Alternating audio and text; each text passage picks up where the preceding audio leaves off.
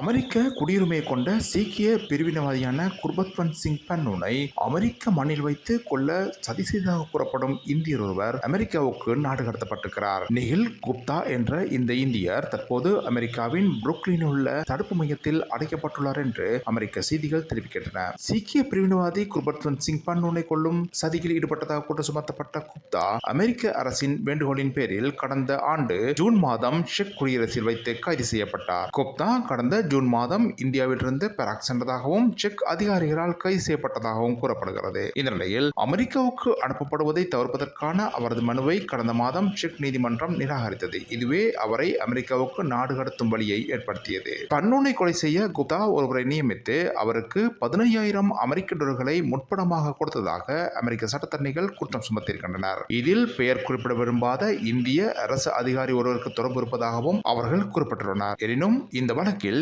இந்தியாவுக்கு தொடர்புகள் இல்லை என மறுத்துள்ள இந்திய அரசாங்கம் அது தொடர்பான விசாரணைகளையும் ஆரம்பித்திருக்கிறது.